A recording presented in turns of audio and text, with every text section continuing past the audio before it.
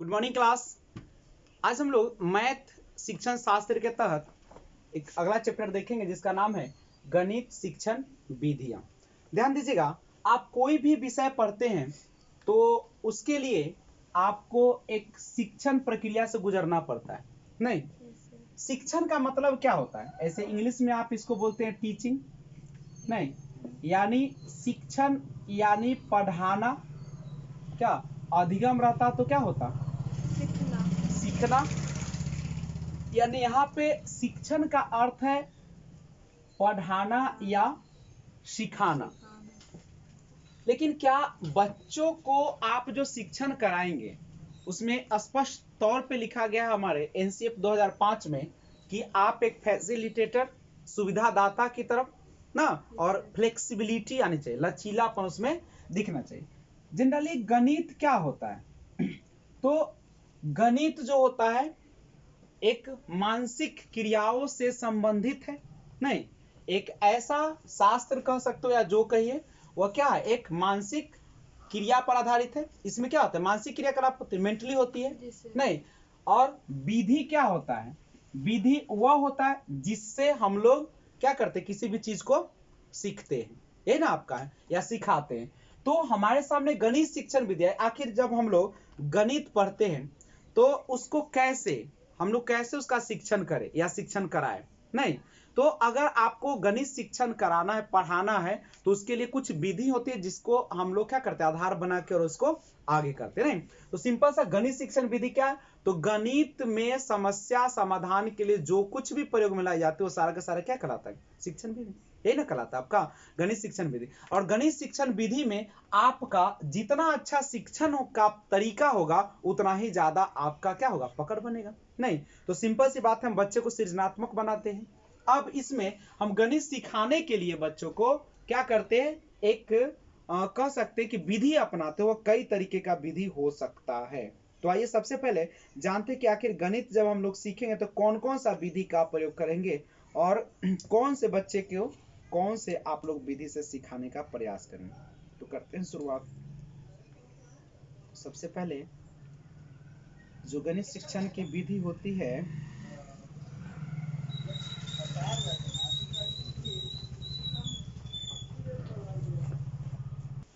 ध्यान दीजिएगा, गणित शिक्षण में सीखने और सिखाने के कार्य को देखिएगा। गणित शिक्षण में आप क्या करते हैं, या तो कोई भी चीज को सीखते हैं या क्या करते हैं, सिखाते हैं। यही ना दो काम करते हैं, ठीक है। तो गणित शिक्षण में सीखने और सिखाने के कार्य को अगर आप चाहते कि सरल बनाए, आसान बनाए, तो उसके लिए हम लोग क्या करना चाहिए? तो उसके लिए शिक्षण विधियों का हम लोग प्रयोग करते हैं, क्योंकि शिक्षण विधि हम लोगों को क्या कर देती है, सीखना और जो सिखाना होता है दोनों को आसान करती है। और प्रभावी शिक्षण विधियों के प्रयोग से ही हम क्या कर सकते हैं, गणित के अध्ययन में रुचि लेते हैं। जब तक आपका पढ़ाने का तरीका सही नहीं होगा तब तक बच्चे आप में रुचि नहीं लेंगे। नहीं, और बच्चा कोई भी विषय को पढ़ भी सही से नहीं पाएगा क्योंकि उसको उबाऊ लगेगा क्लास को। तो सबसे पहले एक शिक्षक होने के नाते आपका क्या कर्तव्य होना चाहिए कि आपको गणित के शिक्षण विधि का कुछ होना चाहिए, ज्ञान होना चाहिए। देखिए, जो विषय का शिक्षण विधि अगर खराब होगा वह विषय आपको नीरस लगेगा, उबाऊ लगेगा। नहीं, और शिक्षण कार्य जो रहेगा उसमें क्या होगा, त्रुटि होगा कि नहीं होगा? होगा। नहीं, तो गणित शिक्षण से संबंधित आपको जो विधियां हैं जिसके कारण अब देखिए, गणित शिक्षण विधि अगर पूछे कि आप क्यों चाहते हैं कि गणित शिक्षण विधि अपनाए, तो सबसे पहले विषय को कौन चीज बनाता है, सरल बनाता है, रुचिकर बनाता है। नहीं, और आपको क्या करता है, समस्या समाधान जो होती है उसमें मदद करता है। यही ना करता है आपका, ठीक है। और ये जो होती है सबसे बड़ा बात है उसमें रुचि उत्पन्न करना। रुचि जब तक उत्पन्न होगा नहीं, और अगर ऐसा नहीं कर पाते हैं तो वह विषय जटिल हो जाता है, नीरस हो जाता है, और कैसा हो जाता है, उबाऊ। तो इन तमाम चीजों को दूर करने के लिए आपको शिक्षण विधि का ज्ञान होना चाहिए गणित का। और उसमें आप देख सकते हैं गणित शिक्षण विधि की बहुत सारी विधियां, उसमें से मैं 10 का जिक्र करूंगा। देख सकते हैं विश्लेषण विधि, सिंपल सा हम समझाते हैं पहले। विश्लेषण विधि आपका क्या होता है, इसमें होता है आप क्या करते हैं, एक बड़े पार्ट्स को छोटे छोटे पार्ट्स में विभाजित कर देते हैं। समस्या बड़ा रहता है तो उसको क्या करते हैं आप छोटा छोटा पार्ट करते हैं। संश्लेषण विधि में क्या करते हैं, पूरे को एक छोटे छोटे पार्ट्स को बड़े रूप में जोड़ते हैं। आगमन विधि जो होता है यह एक ऐसा विधि है जो कि आपको मूर्त से अमूर्त की ओर ले जाता है, नहीं, और या उदाहरण से नियम की ओर ले जाता है। निगमन विधि में क्या होता है, तो ये जो सामान्य से विशिष्ट की ओर होता है, इसमें नियम से हम लोग उदाहरण लाते हैं। प्रयोगशाला में आपको पता ही है, प्रयोगशाला में हम लोग क्या करते हैं, खुद करके सीखते हैं। उसमें डूइंग बाय लर्निंग पर यह आधारित होता है प्रयोगशाला, नहीं, इसमें आपको प्रत्यक्ष देखते हैं। इसमें अनुसंधान, ये अनुसंधान विधि कौन होगा, आप किसी चीज पर रिसर्च करते हैं, खोज करते हैं, आप नहीं अपने तरीके से पता लगाते हैं। और समस्या समाधान में आपके सामने जब समस्या आती है, आपके सामने क्या होता है, एक ग्रुप बना दिया जाता है या अकेले रहते हैं, आपके सामने बहुत सारी समस्या उत्पन्न की जाती है और आपको क्या किया जाता है, उसको आपको तुरंत उसका जवाब देना होता है। व्याख्यान विधि सबसे उबाऊ विधि है जो कि बड़े लेवल पर यह होता है, बड़े लेवल के लिए ठीक है, नीचे के लिए नहीं। ये माध्यमिक और उच्चतर माध्यमिक के लिए ठीक है, 9, 10 और उसके ऊपर के लिए ठीक है। व्याख्यान विधि में क्या होता है, ये एक तरीके से शिक्षक केंद्रित होता है, जिसमें कोई भी शिक्षक आता है अपने प्रोजेक्ट को लेकर, अपने सिलेबस को लेकर, और उसको पूरे सिलेबस को क्या चाहता है, कम समय में समाप्त करना। उसको मतलब नहीं होता है कि बच्चा कहाँ पे है, क्या कर रहा है, क्या सीख रहा है, कोई मतलब नहीं है। ये विषय, ये टाइम कम लगता है, जल्दी हो जाता है, लेकिन बच्चा इसमें क्या हो जाता है, मूर्ति बन जाते है, उबाऊ हो जाता है। खेल विधि आपको पता है, खेल खेल में सिखाना है, नहीं, यही ना आपका है। तो ये सारा जो है हम लोग को एक नजर में आप लोगों ने देखा। अब हम लोग एक एक करके देखते हैं, नहीं, सारे विधियों को। तो आइए सबसे पहले हम लोग शुरुआत करेंगे जो सबसे आसान होता है, आगमन और निगमन विधि। तो करें शुरुआत, आगमन विधि से हम लोग शुरुआत करेंगे। सबसे पहले आ से होता है आगमन, आ प्लस गमन बराबर आगमन, यही ना होता है। इंडक्टिव, इसको इंग्लिश में क्या कहा जाता है, इंडक्टिव मेथड। तो शुरुआत करते हैं आगमन विधि। यह विधि प्राइमरी लेवल के लिए बहुत ही अच्छा होता है, इंडक्टिव मेथड। देखिए इंडक्टिव मेथड में क्या होता है कि आपके पास जो जानकारी होती है ना, उस जानकारी को निकालने का काम किया जाता है, नहीं, आपको पहले से इसके बारे में पता होता है, नहीं, इसमें क्या होता है, आपको पहले से पता होता है और आप उस ज्ञान के आधार पर क्या करते हैं, आप अज्ञात की ओर जाते हैं, यही ना होता है आपका। तो देखिएगा इसमें, तो सबसे पहले हम लोग आगमन को अगर देखें, तो आगमन का अगर संधि विच्छेद किया जाए तो हम बोल सकते हैं, देखिए संधि विच्छेद किया जाता है वो कैसे, तो वह करते हैं जब दोनों का अपना अर्थ निकले, उसी को संधि विच्छेद कहते हैं, ठीक है। आ प्लस गम, देखिए दोनों का निकले चाहिए लेकिन कंप्लीट मीनिंग देना चाहिए। जैसे देखिए गमन, गमन माने जाना होता है ना, जैसे विद्यालय का आप लोग बनाते हैं, विद्या जोड़ालय, विद्या अलग है शब्द और आलय अलग शब्द है, घर नहीं है, विद्या का घर। तो आपको संधि विच्छेद जब करते हैं तो दोनों का मीनिंग निकलना चाहिए। आगमन वो करते हैं तो आ प्लस गमन। अब देखिए आ का यह मतलब क्या होगा, आपको उसके बारे में ज्ञान है, आना, नहीं, और गमन माने क्या होता है, जाना, आना और जाना, यानी आया है तो जाएगा। यानी सिंपल सी बात यहां से हो सकता है कि आपके पास क्या होना चाहिए, आपके पास होता है उसके बारे में जानकारी, तो जानकारी है तो उदाहरण है। जैसे हम इस जगह के बारे में जानते तभी ना इस जगह के बारे में उदाहरण देते, हम कहते कि चलो अफगानिस्तान में ऐसे हो रहा वैसे हो रहा, हमको उदाहरण पेश कर रहे हैं पढ़ाने के दौरान, इसका मतलब अफगानिस्तान के बारे में हमें अच्छी तरीके से पता है, नहीं पता है। तो हम लोग इसमें क्या करते हैं, उदाहरण से किधर की ओर ले जाते हैं, नियम। आपके पास पहले होता है उदाहरण और आप उससे क्या तैयार कर लेते हैं, नियम तैयार कर लेते हैं। इसमें दूसरा होता है, इसमें हमें चीजें पता होती है कि नहीं होती है, पता होती है, ज्ञात होती है, और हम लोग किस तरफ जाते हैं, अज्ञात की तरफ। अब कहिए ज्ञात क्या होता है हमें, जैसे ज्ञात होता है जैसे हमको जो पता है वही ना आपका है। और जब भी कोई चीज आपको पता होगा तो वो विशिष्ट होगा कि समान होगा, जब आपको पहले से पता है तो वो विशिष्ट होता है, और उसको हम ले जाते हैं किसकी तरफ, सामान्य की ओर। विशिष्ट का मतलब होता है कि अपने आप में खास है, और सामान्य का मतलब जो सब पर लागू हो जाए, ठीक है, तो वो होता है सामान्य। अब यहां से होता है जब आप कोई भी उदाहरण आपको विशिष्ट है तो ऑफ कोर्स है कि आपकी आंखों के सामने होगा, प्रत्यक्ष होगा, और प्रत्यक्ष है तो प्रत्यक्ष को हम किस तरफ ले चलेंगे, प्रमाण की तरफ ले जाएंगे। प्रत्यक्ष से किसकी ओर जाएंगे, प्रमाण। आप प्रत्यक्ष देख रहे हैं और उसके बाद उसको क्या कर रहे हैं, आप प्रमाण दे रहे हैं। नहीं, उसके बाद होता है जब आपके सामने है तो वो चीजें कैसे हो जाएगी, मूर्त होगा, और मूर्त से हम किसकी तरफ जाएंगे, अमूर्त की तरफ। मूर्त माने क्या होता है, मूर्त का मतलब जो आंखों के सामने। आप त्रिभुज के बारे में चर्चा करें, त्रिभुज सामने रख दीजिए और उससे धीरे धीरे बच्चा किसकी ओर बढ़ जाएगा, अमूर्त की ओर बढ़ जाएगा। तो आगमन विधि में हम लोग इन सारे चीजों को प्रयोग करते हैं। उदाहरण से नियम, ज्ञात से अज्ञात, प्रत्यक्ष से प्रमाण, मूर्त से अमूर्त और विशिष्ट से सामान्य। करेक्ट है। अब एक चीज इसमें अगर हम जानने का प्रयास करते हैं कि आगमन विधि जो है अनुप्रेरण पर आधारित है। अनुप्रेरण समझते हैं, अनुप्रेरण क्या होता है, प्रेरणा पर आधारित होता है। अनुप्रेरण माने क्या, अनुप्रेरण माने प्रेरणा। इस विधि में क्या होता है, विशेष तथ्य या उदाहरण की सहायता से सामान्य नियमों का निष्कासन छात्रों से करवाया। संक्षेप में हम कह सकते हैं कि विशेष से सामान्य की ओर बढ़ना ही क्या कहलाता है, आगमन विधि। आप एग्जाम्पल समझिए, या कह सकते कि जब कभी एक विधि है, इसको थोड़ा सा जानिएगा। कहता है कि जब कभी बालकों के समक्ष बहुत से तथ्य या उदाहरण या वस्तुएं प्रस्तुत करते हैं या फिर उनसे अपने स्वयं या निष्कर्ष निकलवाने का प्रयास करते, तब शिक्षण की विधि क्या कहलाती है, आगमन विधि कहलाती है। क्या कह रहा है, समझ में आया कुछ।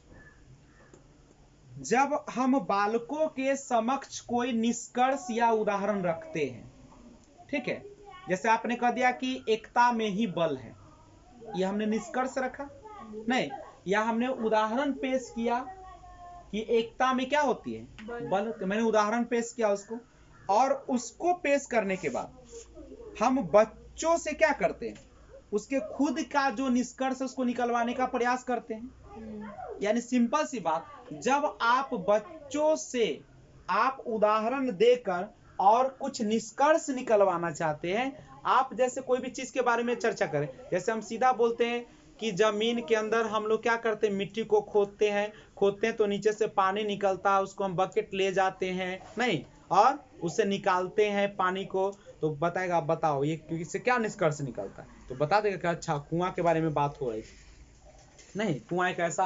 अब वो बताना शुरू करेगा कि जानते हैं कुआं ना कई प्रकार के होता है। एक होता है कि हम लोग चौरूर में जाते हैं पानी के नजदीक तो तनके खोद देते हैं तो निकलना शुरू हो जाता है। कोई कोई इलाका होता है जहाँ पे हम लोग बहुत नीचे तक ले जाते हैं फिर भी नहीं आता है। कुछ बच्चा कहेगा जानते हैं जैसे पाइप से पानी फेंकता है ना, वैसे कुआं से पानी फेंकना शुरू कर देता है। ओमे नली लागल है कि ना, ओमे क्या तो बदमाश बच्चा वो कहता कि जानते हैं सॉरी धरती में बहुत पाइप घुसल है, हम लोग को दिखता नहीं है ना। तो कोई ना ऐसे ना क्वेश्चन ऐसे करेगा बच्चा से, वो कहेगा ना, तो कोई कहता ना कोयला माता रहते हैं वो ना मुंह से फेंकते हैं, उनका ज्यादा पानी हो जाता है। तो बहुत सारे अपना तमाम, तो बच्चा क्या होगा उसमें इंटरेस्ट लेने। अच्छा तो सर जी न ऐसे वाला न हमारे ईटा बल हमारे तो ईटा से अथी कैल है, पूरा माटी के अथी कैल बल ढह जाता है। तो कोई कहता हमारा में चबूतरा लगल है तो हमारा में पत्थरे से है गिरायल। तो इसी बोलते बोलते क्या होता है पूरा निष्कर्ष निकल जाता है और उसका बच्चा आराम से जानकारी भी प्राप्त कर लेता है। तब उसी में ना बच्चा के तो क्या होगा, उदाहरण हमने दिया, बच्चा उससे क्या कर लिया, नियम बना लिया ना, बना लिया। ज्ञात था वह किधर की चल गया, अज्ञात। अब कभी भी बात बोलिएगा तो समझ जाएगा अच्छा ऐसा ऐसा होता है। विशिष्ट है सामान्य की ओर गया, प्रत्यक्ष से प्रमाण, और ये मूर्त था उससे क्या हो गया, अमूर्त की ओर बढ़ गया। ठीक है, यानी सिंपल सी बात है कि हम बच्चों के सामने ऐसा उदाहरण पेश करें या ज्ञात चीजें पेश करें या मूर्त चीज या प्रत्यक्ष या आप विशिष्ट को प्रस्तुत करें ताकि बच्चा क्या करे, खुद उस पर निष्कर्ष निकालना शुरू कर दे ना। अब एक है, अब आगमन विधि के गुण क्या है। देखिए हर विधि का कुछ ना कुछ क्या होता है, गुण और दोष होता है, चाहे कोई भी विधि हो। तो सबसे पहले आगमन विधि जो होती है वह होती कैसी है उसके बारे में जानते हैं। तो देखिए आगमन विधि के गुण को, आगमन विधि के इसके गुण को हम लोग जानने का प्रयास करते हैं। सबसे पहला गुण तो यह है कि यह जो होता है इससे बच्चे में क्या हो जाती है, विश्लेषण बढ़ जाती है। विश्लेषण माने क्या, बच्चा जो है छोटे छोटे चीजों को समझने लगता है। अगर मान लीजिए संपूर्ण समस्या आपने दिया, कोई अगर आपने उसके सामने समस्या रखा तो वह क्या करता है, उसको छोटे छोटे भागों में तोड़कर उसको हल करना सीख जाता है, एक एक चीज पर। यही ना होता है। जैसे कोई कोई बच्चा होता है गणित का सवाल देखेगा और कहेगा हमसे नहीं बनेगा, और कोई कोई बच्चा होता है एक और लाइन पढ़ेगा। जैसे हम लोग पहेली करते हैं तो ना बोलते क्या, फिर से बोलो, अरे गम्मे गम्मे बोलो, में कोई तुझको पहले है ना बोलता है। तो वो जो होता है इसमें हम लोग विश्लेषण क्षमता बढ़ जाएगी। कौन विधि में? देखो सबसे बड़ा बात है कि आप बच्चे को मौका दीजिएगा तब ना। मान लीजिए हमको पढ़ाना है कोई चैप्टर, ठीक है, अगर हमको पढ़ाना है मान लीजिए कैलकुलस पढ़ाना है, तो कैलकुलस पढ़ाना तो क्या डायरेक्ट हम आएंगे फॉर्मूला लिख देंगे या डायरेक्ट बनाना शुरू कर देंगे? नहीं, सबसे पहले हम क्या करेंगे, हम सबसे पहले उदाहरण पेश करेंगे कि ऐसे रहेगा तो ऐसे होगा, ऐसे होगा तो ऐसे होगा, सारा कंडीशन हम दे देंगे सामने। तो बच्चा अपने क्या कर लेगा, अपना निष्कर्ष है, वो कहेगा सर अगर ऐसा ना हो कि ऐसा रहता तब भी तो हो जाएगा ना, होगा। तो इसमें बच्चा विश्लेषण क्षमता बढ़ जाता है इसमें। प्लस यह जो ज्ञान होता है ना आगमन विधि का, वह कैसा हो जाता है, अस्थायी। क्यों अस्थायी होता है? क्योंकि उसके सामने होता है, वह आंख के क्या होता है, सामने होता है। और सामने जो चीजें आप देखते हैं और सुनते हो वह ज्यादा समय तक रहता है, अस्थायी हो जाता है। और एक चीज तो सबसे बेहतरीन आ जाएगा बच्चों में, तार्किक गुण आ जाएगा। बच्चा अब तर्क करेगा, अब आप पढ़ाएंगे तो वो सही, आपकी बातों को 100% नहीं मानेगा, वो अपना भी क्या करेगा, तर्क लगाएगा। दूसरी बात है आगमन प्रणाली से क्या होता है कि छात्रों को अभ्यास और स्वयं प्रयास करने का अवसर प्रदान करते हैं, और उसके मस्तिष्क के विकास में भी क्या होता है, यानी कह सकते हैं कि इसमें बच्चा जो होता है उसमें क्या हो जाता है, स्वयं पहल करता है, नहीं स्वयं पहल करता है एवं अभ्यास भी करता है, क्योंकि बच्चे को अब खुद ना करना है। ठीक है, आपने उदाहरण पेश किया, बच्चा खुद कर रहा है। उसके बाद इसमें क्या होता है कि आगमन विधि में गणित का ज्ञान जो होता है बालक के मस्तिष्क में सदा सदा के लिए बैठ जाता है, क्योंकि जो भी उसके आंख के सामने होता है। ठीक है, और दूसरी बात की यह विधि जो होती है प्रत्यक्ष तथ्यों पर आधारित होती है। आप वो ऐसी चीजों को नहीं पढ़ा सकते जो उसके आंख के सामने नहीं हो, हर चीज होना चाहिए। ठीक है, और इस कारण से इसको पूर्णतया वैज्ञानिक विधि कहा जाता है। ये जो विधि है ना पूरी तरह से कौन सी विधि है, वैज्ञानिक तथ्य पर आधारित है। लेकिन दुनिया में कोई भी आया है तो उसमें क्या होगा, दोष होगा, चाहे आप कितना भी महान क्यों ना हो ना। तो दोष इस विधि का भी है। सबसे बड़ा विधि का दोष यह है कि आप ही बताइए, अगर आपको आगमन विधि से पढ़ाना है तो हर चीज आपको आंख के सामने रखना पड़ेगा बच्चा को, और जो कि क्या लगता है कि सब कुछ को आंख के सामने लेकर एक चीज को पढ़ाना है तो समय क्या होगा, बहुत लगेगा। नहीं, तो सबसे पहला इसका दोष है कि अधिकतम क्या होता है, अधिकतम समय लगेगा, और अधिकतम समय तो लगेगा ही, लेकिन ज्यादा देर तक बच्चे को अगर करने लगेगा तो क्या हो जाएगा, बच्चे को थकान भी उत्पन्न कर देगा। नहीं, और इसमें क्या होता है कि थकान तो हो ही जाएगा। इसका उपयोग जो है से अधिकांश कौन करेगा, इस विधि का उपयोग ज्यादा कौन करेगा, अध्यापक करेगा, क्योंकि उसी को तो सब पेश करना है। नहीं, निष्कर्ष तो बाद में ना बच्चा देगा। और यह नियम जो है वह कहां तक सही है, इससे क्या होगा, इससे क्या पाठ्यक्रम आपका समाप्त होगा? इसका जो है प्रयोग आप बताइए, अगर इस विधि से आप पढ़ाइएगा तो क्या पाठ्यक्रम कभी समाप्त, सॉरी कभी बोल रहे हैं, क्या पाठ्यक्रम समय पर समाप्त होगा? नहीं होगा, नहीं, बहुत समय लग जाएगा। और यह विधि सभी बालकों के लिए उपयोगी होगा क्या, सब बालक के लिए? आपके समावेशी कक्षा में आप पढ़ाने जा रहे हैं, नहीं, तो बालकों में योग्यता एक सी भी नहीं होती तो गणित के समान नियम निकाल सके। तो इसका दोष एक चीज और है कि अध्यापक जो होते हैं अधिकांश समय जो होते हैं बच्चों से निष्कर्ष निकलवाने में ही क्या करते हैं, लगे रहते हैं ना, जिससे आपको समय की बहुत ज्यादा बर्बादी हो जाती है। ठीक है, लेकिन कुछ विशिष्ट बालक ऐसे होते हैं जो अध्यापक की सहायता से नियत निकलवाने में समर्थ हो पाते हैं। तो इसको पहले नोट किया जाए आगमन विधि को। चलिए अगला विधि है निगमन विधि। निगमन विधि जिसको हम लोग कहते हैं इंग्लिश में डिडक्टिव मेथड। देखिए ये इंडक्टिव मेथड जो है ना, आगमन विधि, उसका बिल्कुल क्या है, अपोजिट है। जैसे उसमें हम लोग क्या करते थे, उसमें उदाहरण से नियम की ओर जाते थे और इसमें नियम से उदाहरण। सबसे पहले बच्चों के सामने आप क्या रख देते हैं, बोल देते हैं ए प्लस बी का whole square by A square plus 2ab plus B square, और उस पर आधारित प्रश्न देते हैं। यही ना होता है। जैसे आप बोलते हैं कि वर्ग की भुजा की लंबाई 5 सेंटीमीटर, तो उसका क्षेत्रफल ज्ञात करें। यानी आप क्षेत्रफल आपको पहले से पता है कि वर्ग का क्षेत्रफल होता है भुजा का स्क्वायर, यानी भुजा गुने भुजा, और आप क्या करते हैं, उससे पेश कर देते हैं। ये ना करते हैं, उदाहरण की ओर बढ़ते हैं। यानी इसमें आपको पहले सूत्र दी जाती है और उसके बाद आपको क्या कर दी जाती है, और उसके बाद क्या होगा, सब उसका उल्टा कर दीजिए। जो जो लिखा है पहला विधि में उसको हम लोग क्या कर दे उल्टा।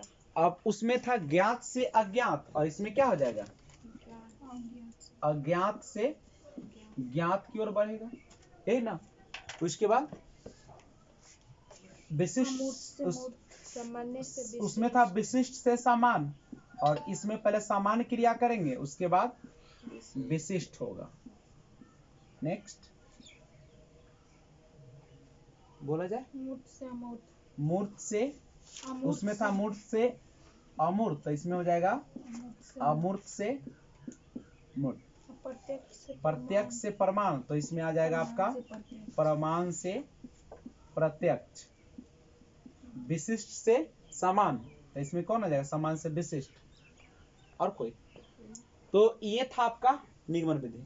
इसमें पहले नियम देंगे, उदाहरण आएगा, अज्ञात से ज्ञात होगा, समान से विशिष्ट होगा, अमूर्त से मूर्त होगा, प्रमाण से प्रत्यक्ष होगा। क्या यही ना। अब इसके कुछ गुण हैं। गुण क्या है, गुण देखिए। सबसे पहले यह आसान होता है ना, समय क्या लगता है इसमें, कम लगता है।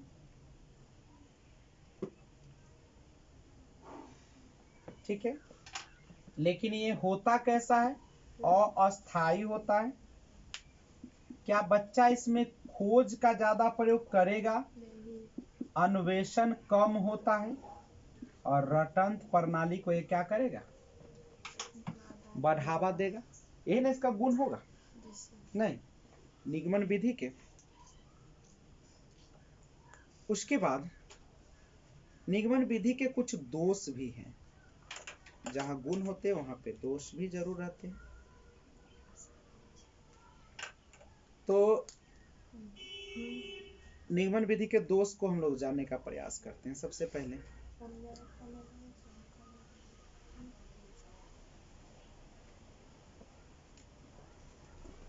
देखिए दोष, सबसे बड़ा बात है इसमें बच्चा खुद से नियम और सूत्रों की खोज नहीं करता है, बल्कि उसको क्या करता है, स्मरण कर लेता है। सॉरी, रटना इसी में ले आइए।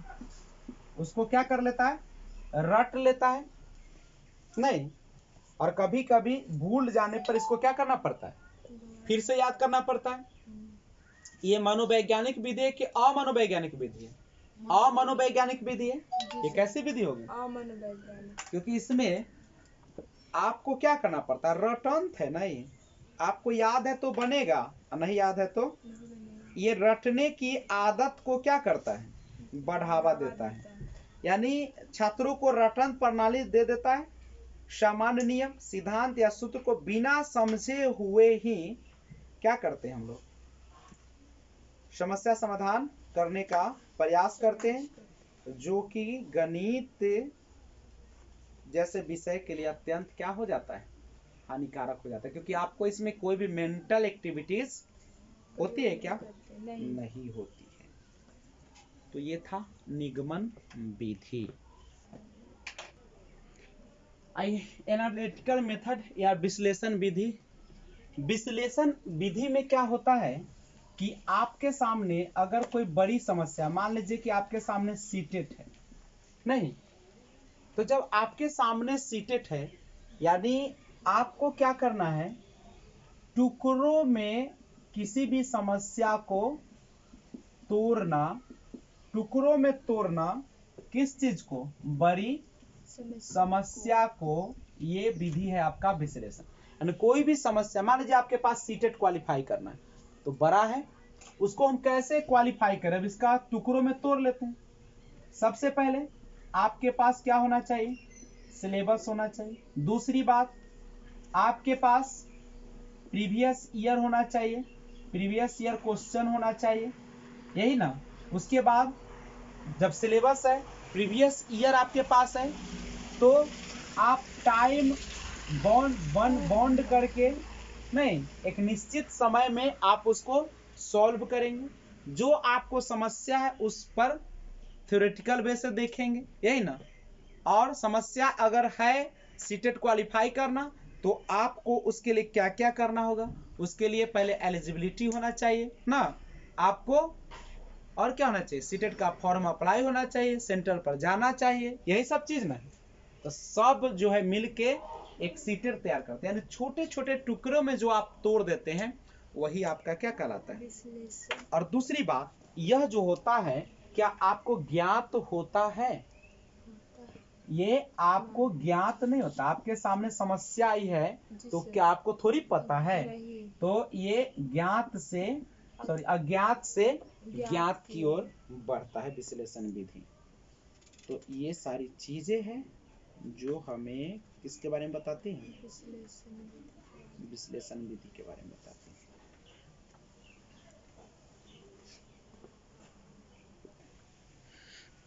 तो ध्यान दीजिएगा, इसमें क्या रहता है, ज्ञान जो होता है वो कैसा रहता है, इसमें ज्ञान, इसमें थोड़ा सा अपोजिट हो जाता है ना, हल्का हल्का सा ज्ञान। किससे, आगमन विधि से। आगमन विधि में ज्ञान स्थिर रहता है ना जी सर। इसमें भी ज्ञान क्या रहेगा, स्थिर स्थिर रहता है, अपोजिट नहीं, बराबरे है ना, मिलता जुलता है।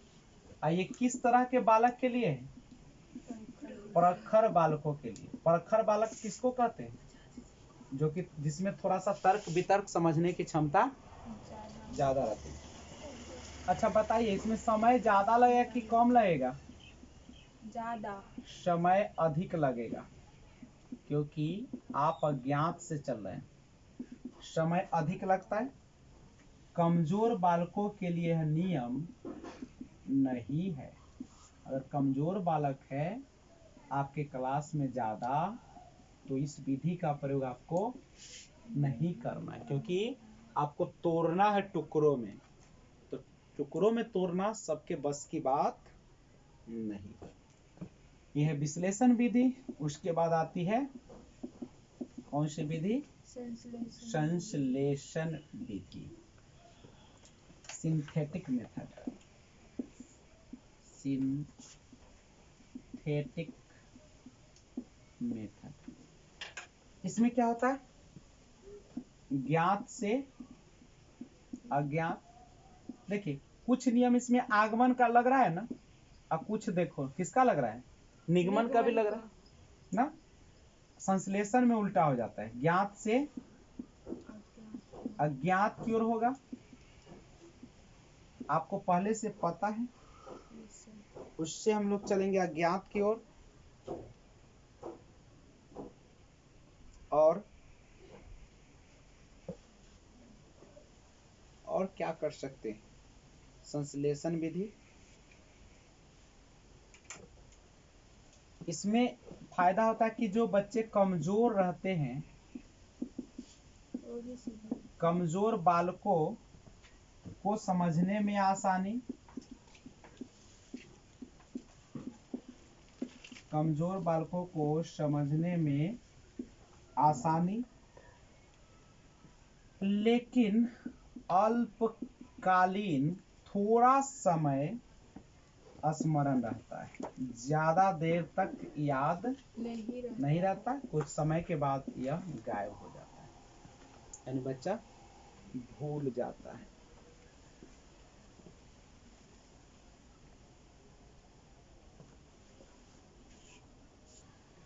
तो आइए प्रोजेक्ट विधि देखिए। प्रोजेक्ट विधि के प्रवर्तक जो है वो कौन है? किल पैट्रिक है। देखिएगा यह जो विधि होता है ना, अनुभव केंद्रित होता है। मतलब आप अनुभव के आधार पर ही कोई प्रोजेक्ट को क्या करते हैं? संचालित करते हैं। अनुभव नहीं तो क्या आप प्रोजेक्ट कर पाएंगे किसी भी चीज का? पता चलेगा कि आप आग उग लगा दिए, मुंह झड़का लिए ना। उसके बाद यह विधि जो होता है ना, प्रोजेक्ट विधि, यह सामाजिकरण पर बल देता है।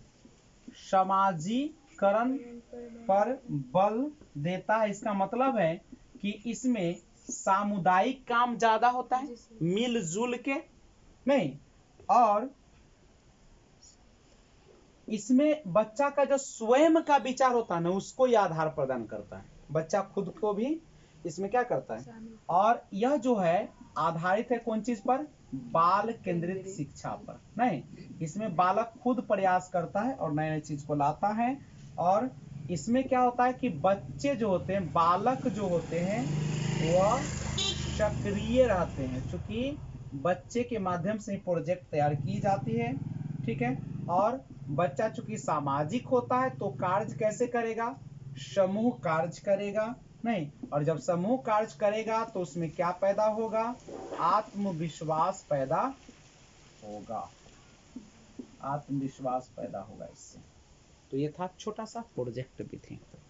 तो चल आप लोग भी किसी भी चीज का प्रोजेक्ट कर सकते हैं। नहीं, जो हम लोग डीएलएड किए हैं, बीएड किए हैं, तो उसमें क्या किए हम लोग? प्रोजेक्ट करते थे ना विभिन्न चीजों को। उसके बाद चलिए व्याख्यान विधि देखते हैं।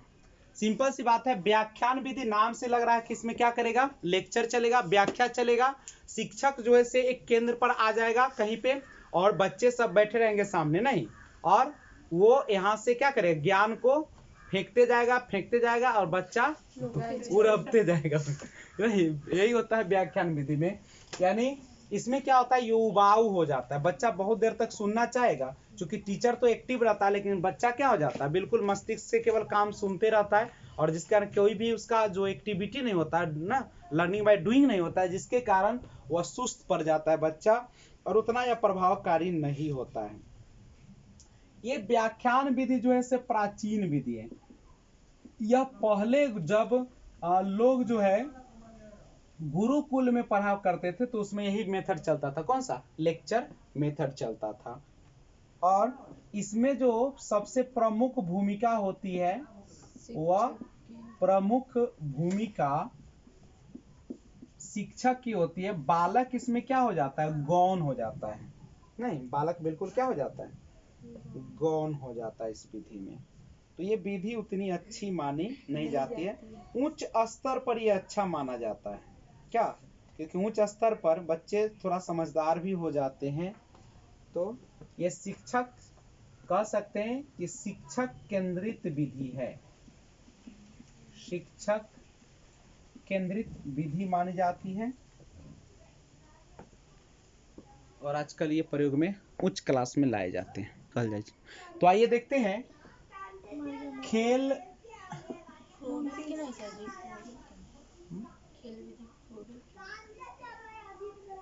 खेल विधि। सिंपल सा बात करते हैं इसको। खेल विधि में क्या होगा? बच्चे को खेल खेल में पढ़ाया जाता है। इसमें बच्चा जो रहता है क्या रहता है? सक्रिय एवं क्रियाशील रहेगा। और इसमें सामूहिक रूप से क्या किया जाएगा? सामूहिक रूप से खेल के माध्यम से हम लोग पढ़ाने का काम करेंगे। खेल विधि में क्या होगा? मुख्य रूप से हम किस पर जोर देंगे? खेल पर जोर देंगे। कोई भी इसमें पढ़ाने का जो तरीका होगा वह किस पर आधारित होगा? खेल पर आधारित होगा। आइए मारिया मॉन्टेसरी विधि को भी देख लेते हैं। मारिया मॉन्टेसरी विधि। मारिया मोंटेसरी विधि के प्रवर्तक मारिया मोंटेसरी है। ये एक इटली की चिकित्सक थी, इटली की चिकित्सक यानी डॉक्टर थी, करेक्ट है। और जिसके नाम से ये विधि चला। यह कब से, तो 3 से 6 वर्ष तक के बच्चे के लिए उपयुक्त है। यह प्रयोग में लाई जाती है, ठीक है। और सिंपल है, 3 से 6 वर्ष तक के बच्चों के लिए प्रयोग में लाई जाती है यह विधि। आइए अनुसंधान विधि या ह्यूरिस्टिक मेथड इंग्लिश में जिसे कहते देखते हैं। देखिएगा इसमें क्या होता है, अनुसंधान, बच्चे जो होते हैं इसमें ध्यान देते हैं कौन चीज पर, खोज पर ध्यान देते हैं। यानी हम कह सकते हैं कि बच्चे को खोजकर्ता के स्थान पर रखा जाता है।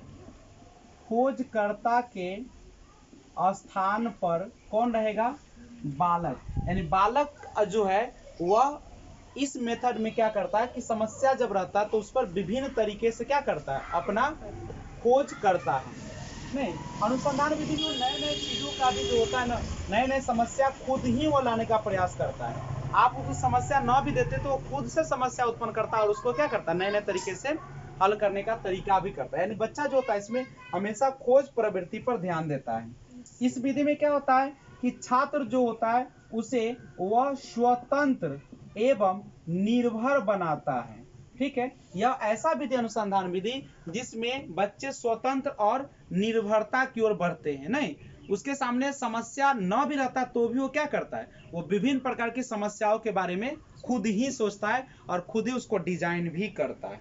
तो ये है एक छोटा सा कौन सा विधि, अनुसंधान विधि। देखिए यह एक ऐसा शिक्षण विधि है जो खोजकर्ता के दृष्टिकोण में जहां तक संभव हो विद्यार्थियों को जगह देता है। यानी हमेशा शिक्षक जो होते हैं इसमें विद्यार्थियों के सामने ऐसी परिस्थिति उत्पन्न करती है कि बच्चा खुद क्या कर सके, खोज कर सके।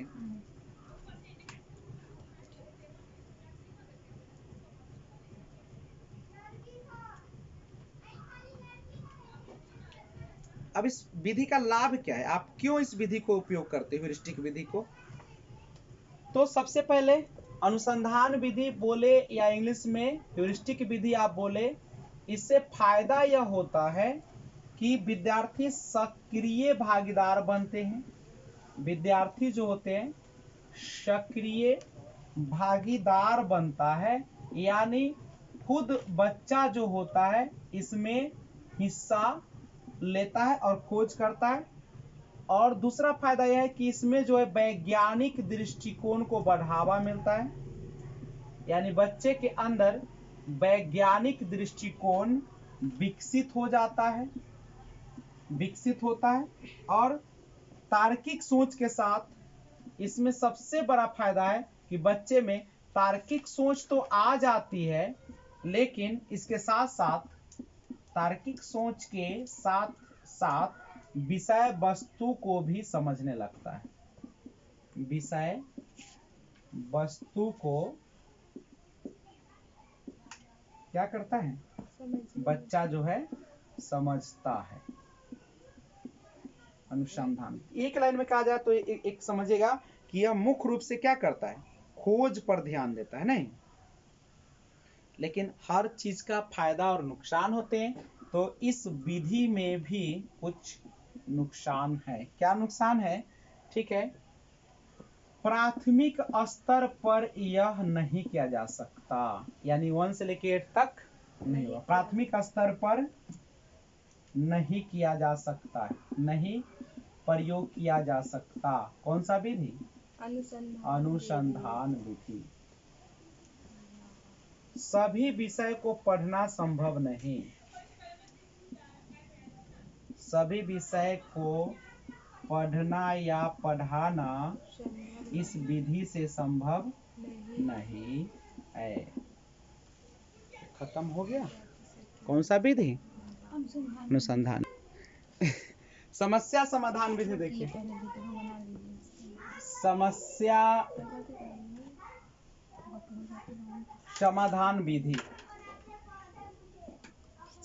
देखिए जनरली समस्या समाधान विधि होता क्या है, समस्या समाधान विधि यानी आपके सामने समस्या रखी जाती है और आप सभी क्या करते हैं, सामूहिक रूप से या अकेले तौर पर आप क्या करते हैं, उसको सॉल्व करने का विभिन्न चरण अपनाते हैं। नहीं तो वही आपकी कराती है समस्या समाधान विधि। इसमें आपके सामने समस्या उत्पन्न की जाती है और आप उसके अप्रोच की ओर बढ़ते हैं। इसको इंग्लिश में प्रॉब्लम सॉल्विंग मेथड कहा जाता है। प्रॉब्लम सॉल्विंग मेथड, समस्या समाधान विधि। सबसे पहले इसके जो जनक है सुकरात। समस्या समाधान विधि के जनक जो है सुकरात। अरस्तु के गुरु कौन थे, सुकरात। सुकरात थे अरस्तु के गुरु। प्लूटो किसके गुरु थे, सिकंदर के गुरु थे अरस्तु। अरस्तु के गुरु थे प्लूटो। प्लूटो के गुरु थे सुकरात। तो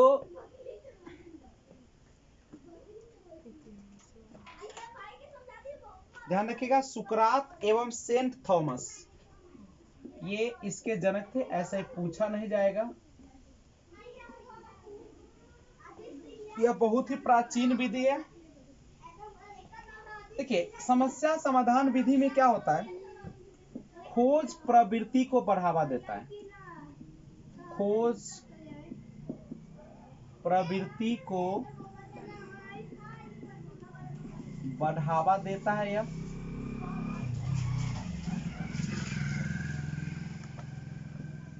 बच्चों के सामने समस्या उत्पन्न की जाती है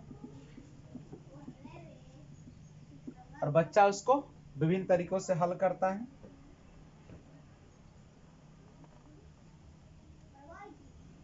सबसे बड़ी चीज है, क्वेश्चन यह पूछता है समस्या समाधान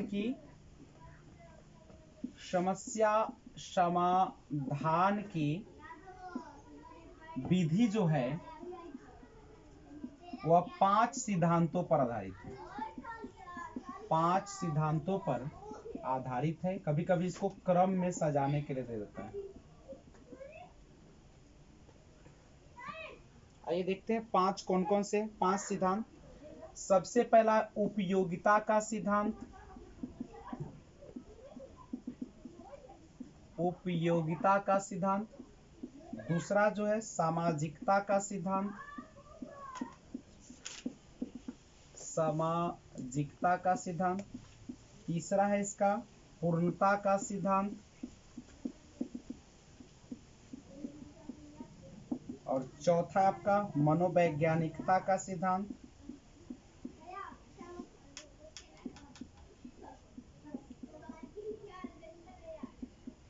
और पांचवा जो है इसका क्रियाशीलता का सिद्धांत। क्रियाशीलता का सिद्धांत। और इसके सोपान की बात कर ले। इसके सोपान कौन है, समस्या समाधान के सोपान कौन कौन है। पहले आप लोग क्या करते हैं, जो प्रकरण दिया रहता है उसका आप लोग क्या कर लेते हैं, चयन कर लेते हैं। उसके बाद समस्या का परिभाषीकरण कर लेते हैं। परिभाषीकरण कर लेते हैं। उसके बाद परिकल्पना का निर्माण कर लेते हैं।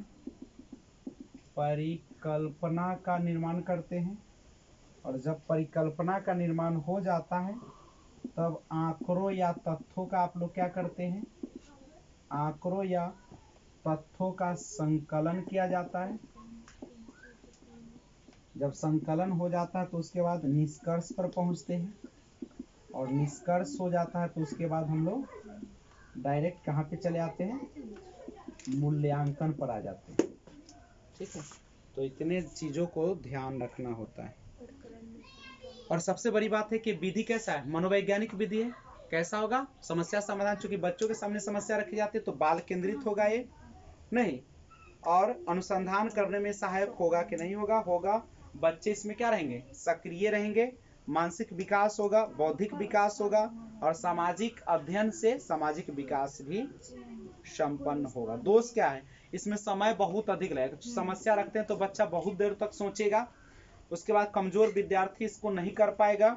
समस्या को परिभाषित करना आसान नहीं होता है, वास्तविक स्वरूप प्रयोग नहीं हो पाता है, पाठ्यक्रम समय से समाप्त नहीं होगा, योग्य और अनुभवी अध्यापकों की आवश्यकता होती है। अगर शिक्षक अनुभवी नहीं है, उसको ज्ञान नहीं है तो नहीं करा पाएगा, और क्रमबद्ध रूप से शिक्षण नहीं किया जा सकता है।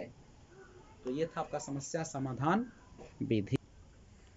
लास्ट है प्रयोगशाला विधि, लैब या लेबोरेटरी मेथड।